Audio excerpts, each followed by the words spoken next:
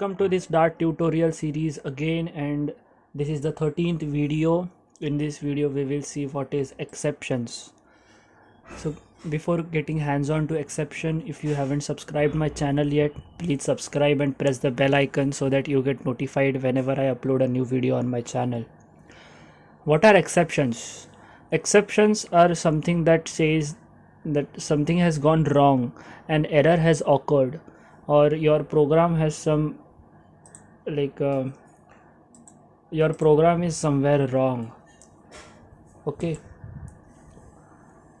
so let's cut this code from the previous video and I will write a fresh code. Or since we saw how to define functions in the last video, we will be using a function to explain the concept of exceptions. Let's define a function which will return nothing but will surely do something, and let's name it as func1, and it will take two parameters of type dynamic, x and y. Now what is this dynamic? I have introduced this dynamic term in the very first time in this tutorial series. We know there is a keyword var through which we can define variables. Var a is equal to 10, and the Dart recognize that this is of type integer itself, or if we change its value, it will automatically recognize that okay, this is now string. If I said it as true, then it will recognize that it is a bool. Similarly, but there is a disadvantage that the data type of this of any other variables cannot be changed unless and until they are declared as dynamic. By declaring variables as dynamic, we can change their data type later on. So we right now don't know the data type of x and y, that's why we have declared it as dynamic. Now what is exception handling? There are certain cases that there can occur some conditions where our code can go wrong, or we can potentially find that in future if so and so condition occurs, then our code will not work for these conditions. We have not prepared it for these conditions, because in real life there is no such ideal situations when proper input will be given to the function or to the code. So we will try to handle those exceptions when the error will occur. So there is a keyword called try, or there is a try block, like if condition. In there we specify a condition that when this is true, perform the if clause. But in try there is a piece of code inside curly braces. Now it is saying that a try block must follow by an on and catch or finally clause, which we are going to see in this video itself. So let's say we want to display the sum or concatenation of x and y. When there will be addition, when x and y are integers or float, basically when they are numbers. When there will be concatenation, if x and y are strings. Okay, but addition or concatenation of string and an integer is not likely to be occurring. But when it occurs, there is an exception, because we cannot add a string to a number. So what we will try var, or we will try printing x plus y, and that's it. Okay, and or after this we will say try block has been executed. But what if the data type of x and y are not same? Then there might occur an unknown error which we right now don't know. Okay, so we will catch it inside a variable named e. We can name anything except the reserved keywords. We can name it, let's say, error, okay, or we can name it e, anything, and then followed by parenthesis, curly braces, and we can then print this error as following error occurred, and we can print this error. Okay, and there is a one more block called as finally block, which has to be the successor of this try. Okay, catch and finally are successors of this try. If this try block is not there, we cannot write catch and finally. Okay, so finally we will print the this is the end. Also we can print thank you. Okay, we can print thank you. So let's format our code so that it looks very pretty. Now what is happening here in this function, when we will call this function, it will be having two values, x and y. If the data type of x and y are same, it will simply add or concatenate them and print this block, print this print statement, try block has been executed.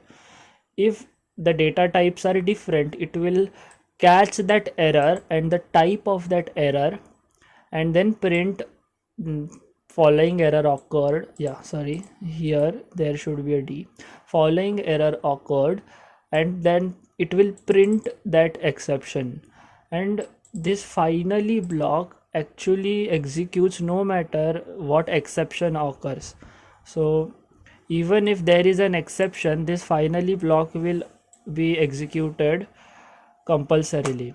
So let's try running this code after calling this function in the main function, and we will pass in two integers here first. And after running the code, we will see that we get an output. Yeah, so this try block has been executed, and finally block will no matter exception occurs or not, finally block will always be executed. That's why this is the end, thank you has been printed. Now specifically we will like write code which has an error. We know that 10 and a string, let's say my name Abby, cannot be added. We cannot add 10 to Abby, so this will give an error sure shot.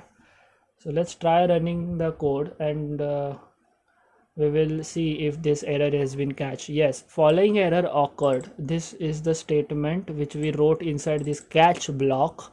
Following error occurred, which has been trapped inside this e variable and now printed in after this, that invalid argument Abby. Okay, so or we can then swap. Okay, so this is the error which we got. We can now swap here Abby and 10, let's say, and now try running the code. Okay, now the error is that type error 10, which is of int type, ignore this JS, is not a subtype of type string. That means there is a type error. The data types of these two variables are not same, and hence this operation cannot be performed. Okay, first it will try performing this executing this block. If not, then it will catch that error inside the e variable and print. And no matter what error occurs or there is no error, finally block will always execute, as you can see. So what if we know that there is a specific type of error which can surely occur and or is more likely to occur, and we know that we have to handle that exception in another way. So we have a on keyword reserved for this on.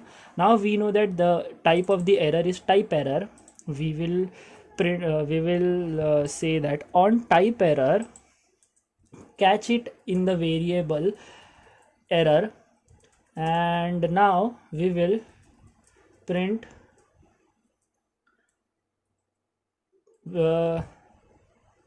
known error dollar symbol variable name and a semicolon. Okay, let's format the code so that it will look nice for us. Okay, it ain't formatting. I guess my net has reduced its speed.